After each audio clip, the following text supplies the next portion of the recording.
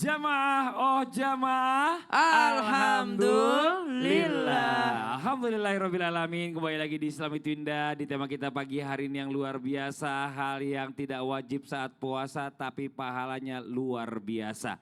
Sebelum kita lanjut ya kita lihat lagi ada sebuah video tayangan tentang perang nih. Bukan perang di bulan puasa biasanya damai. Tapi di bulan puasa perang ini makin banyak. Apa sih? Perang nyari takjil. Ada yang bilang war takjil kor katanya. Coba kita lihat tayangannya. Ini dia nih. A'udzu billahi minasy syaithanir rajim.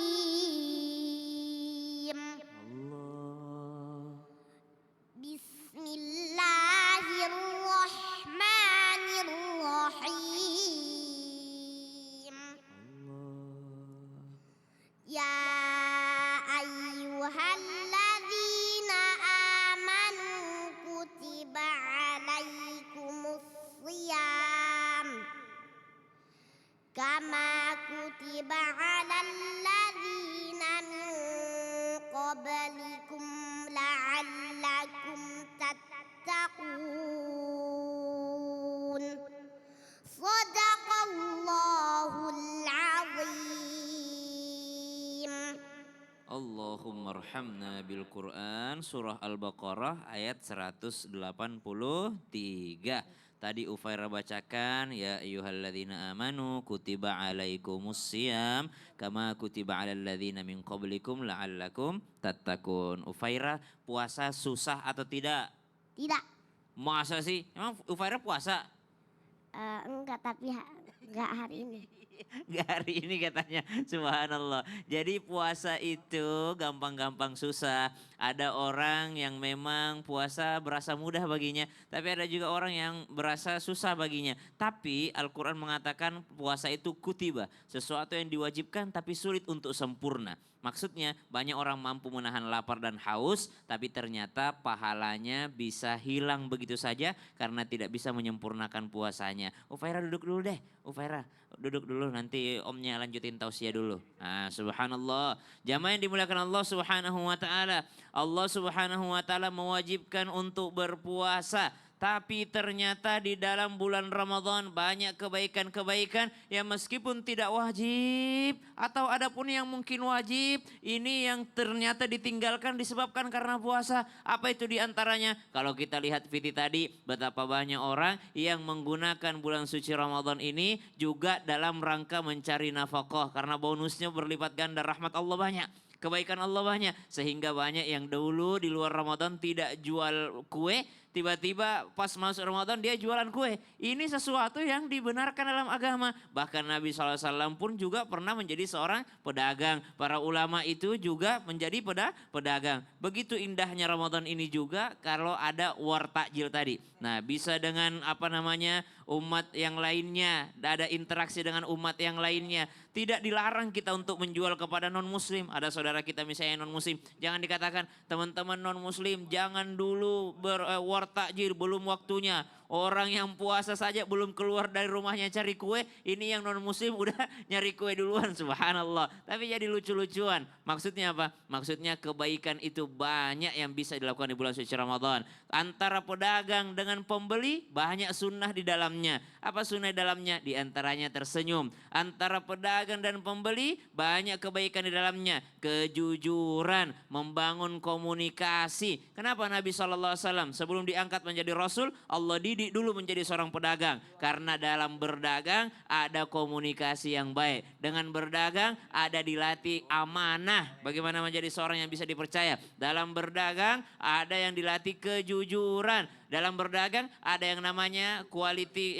QC dalam produk-produknya. Dia mampu untuk menjaga daripada apa yang diamanahkan oleh pembelinya. Subhanallah. Maka di bulan suci Ramadan bukan hanya diisi dengan baca Quran. Walaupun paling utama adalah baca Quran. Bukan hanya ibadah-ibadah yang mahdoh yang kelihatan. Tapi mencari nafkah, jualan kue, war takjil. Itu kalau kita lihat sisi positifnya. Insya Allah menjadi kebaikan bagi kita. Masya Allah. Terima kasih banyak Ustaz Sama-sama Syam. Mas Fadli. Ya titip ya.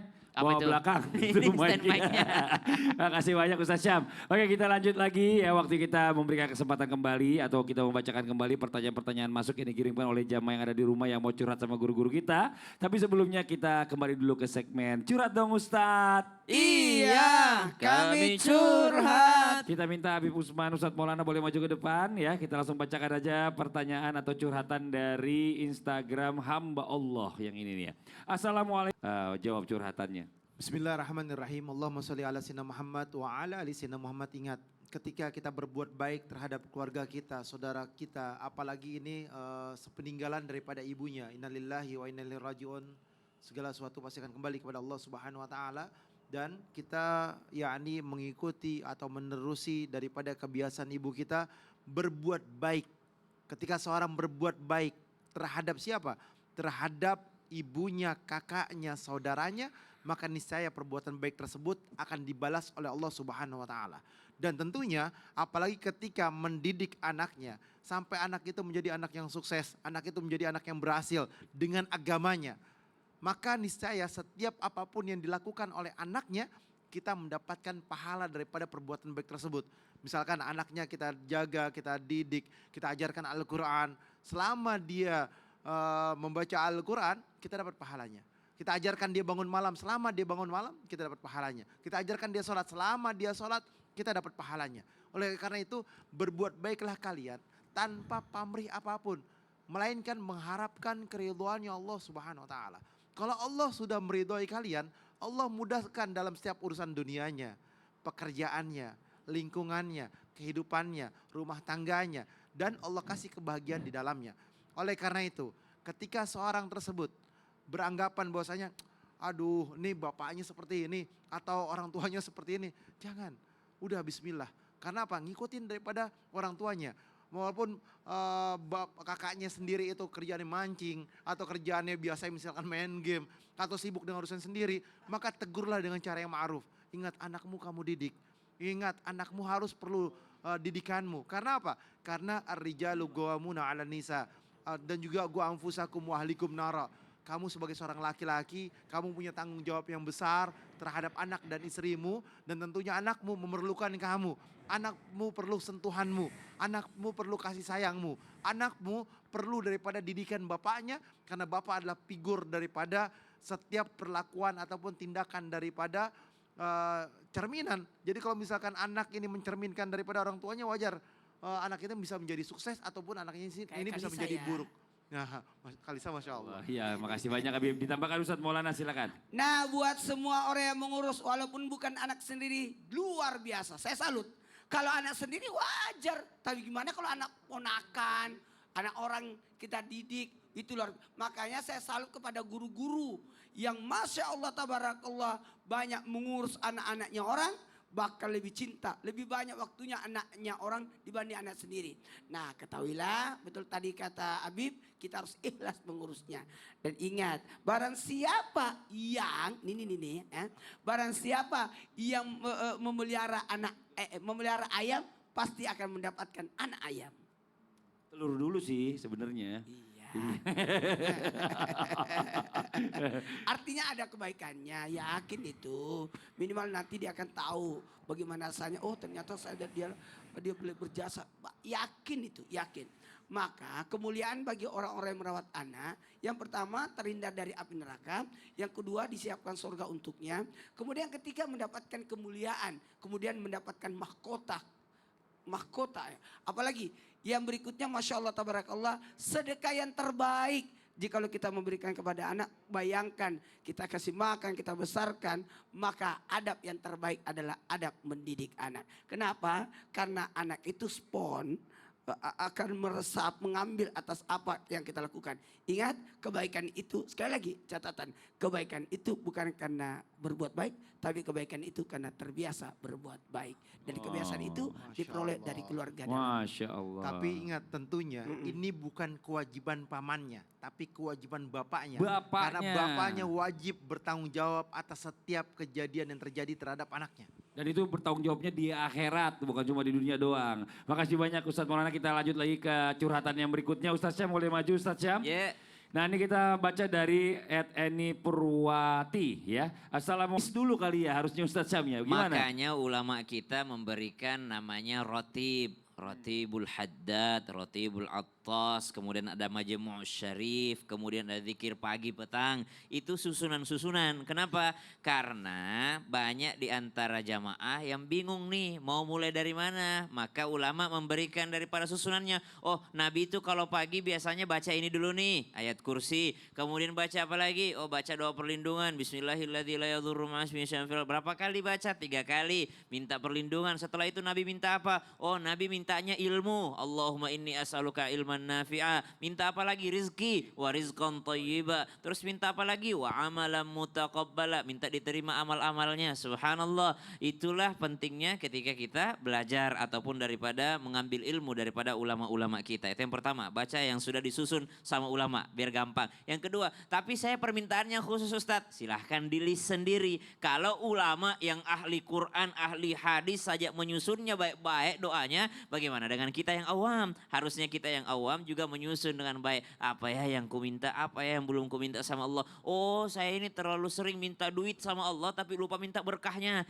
Berarti harus ditambah doanya. Jangan cuma minta untung yang banyak tapi minta juga berkah yang banyak. Kadang-kala orang berdagang, berbisnis ini minta ya Allah cuan ya Allah mudah-mudahan untung ya Allah mudah-mudahan ini. Tapi lupa minta berkahnya. Padahal yang menentukan manfaat nggak manfaatnya bukan cuannya, bukan untungnya tapi berkahnya. Semakin banyak berkahnya, insya Allah semakin banyak manfaatnya. Maka dikatakan minta keberkahan. Di list lagi, oh nanti saya mau berangkat umroh, list doanya. Ya nggak salah orang bawa catatan tuh ketika tawaf. Dia buka catatannya. Saya berdoa ya Allah mudah-mudahan tahun ini dientengkan ininya. Saya berdoa ya Allah mudah-mudahan saya mau lulus apa namanya PTN terbaik yang ini ya Allah. Kalau bisa saya di sini, kalau bisa dia susun dengan baik. Kita ini awam, kita ini lupa, kita ini Oke. manusia lemah, bisa dicatat Masya apapun Allah. permintaannya. Ditambahkan Siap. Habib, silakan Habib. Bismillahirrahmanirrahim. Allahumma sholli ala sayyidina Muhammad wa ala sayyidina Muhammad.